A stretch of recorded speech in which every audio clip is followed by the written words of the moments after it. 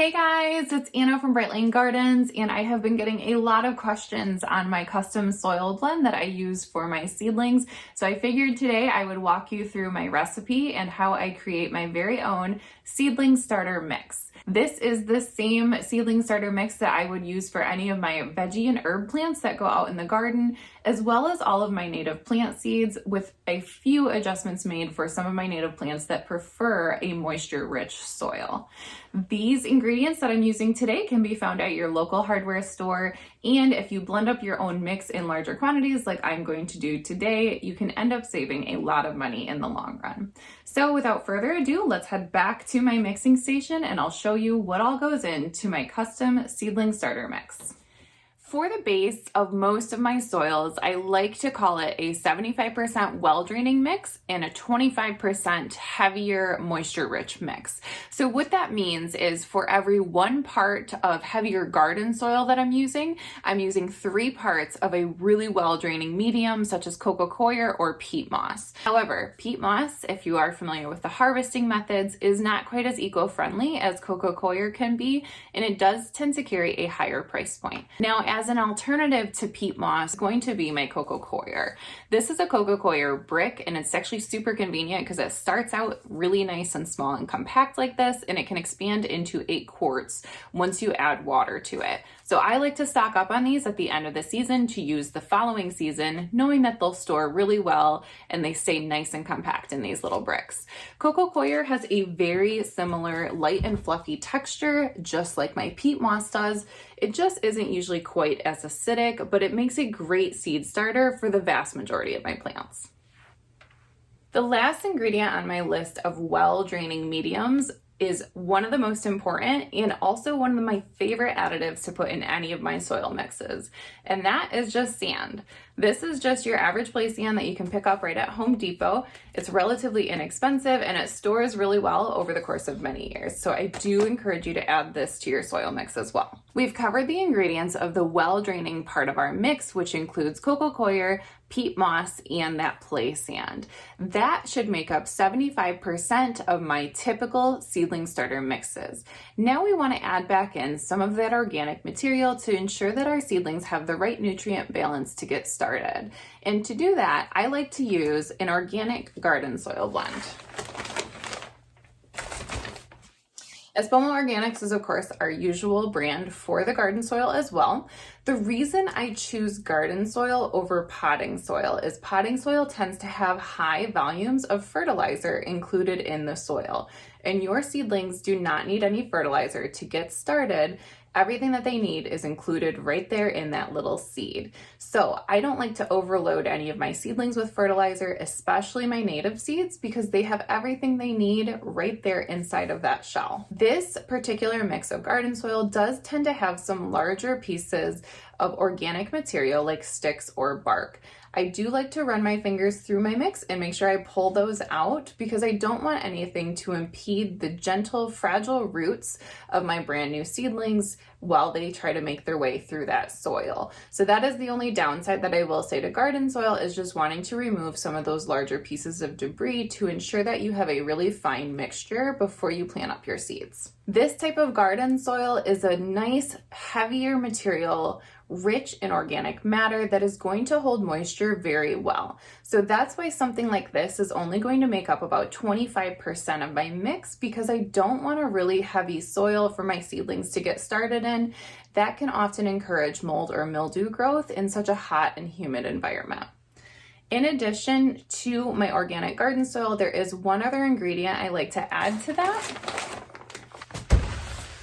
and that is going to be my wiggle worm castings. Worm castings are one of those ingredients that is just a powerhouse when it comes to organic material. Worm castings is definitely our favorite. If you look at a bag of worm castings and you're like, why on earth does that cost $20? It's because a little bit, a very, very small amount, can go a long ways. So don't turn your nose up at it. This is one of the best types of fertilizers or nutrients added back into the soil that we've ever used while gardening. So I do highly recommend adding some wiggle worm castings back into your soil, whether that's out in the garden or in your seedling trays.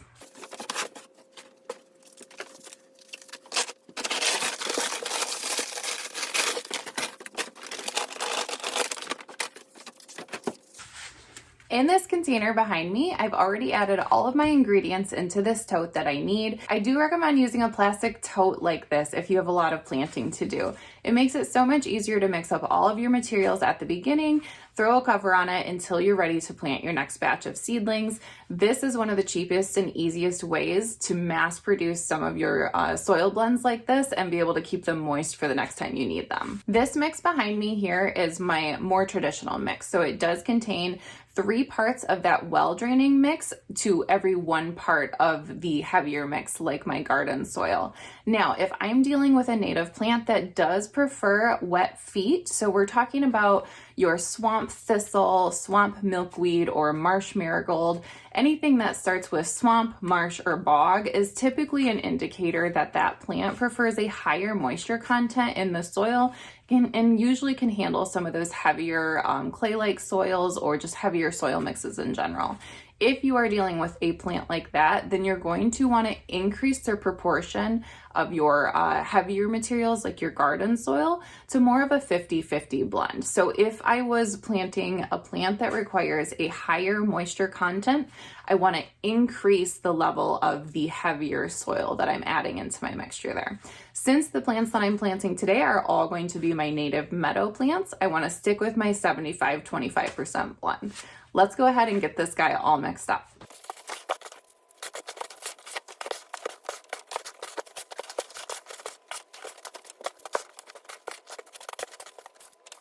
Once your soil is fully blended, you should end up with a really nice uniform mix like this, where you can clearly see the little specks of sand. All of the larger chunks have been removed, so I'm left with just a really nice, lightweight, but moist mixture for my seedlings to get started in. An even mixture without any larger components should be able to easily be added to any of your planting trays and should look nice and uniform once they're in there.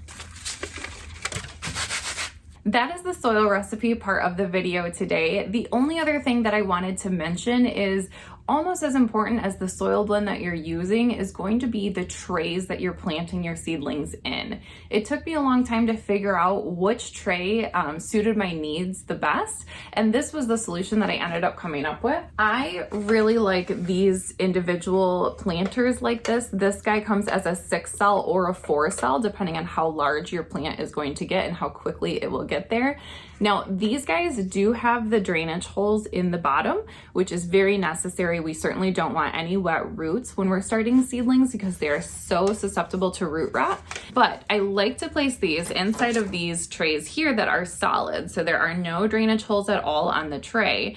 And what that does is it really benefits the plants, especially native plants that you're trying to harden off. Once my native plants get large enough, typically 2 to 3 sets of leaves, I like to start to dry them out for a day or 2 at a time, depending on what the species is. And what this does is it actually forces the taproot of the plant to drive down deeper into the soil in search of water. So a lot of times excess moisture will actually collect on the bottom of this tray here. So when my seedling roots are inside of these little compartments, the taproot will drive down to the bottom of that compartment in search of the moisture that's in the bottom of this tray here. So what you end up with is a deeper root system with a more mature taproot than you would if you were watering that plant every single day. These plants are much hardier and much more drought tolerant, especially on some of the hotter, sunnier days that we can see up here in northern Michigan.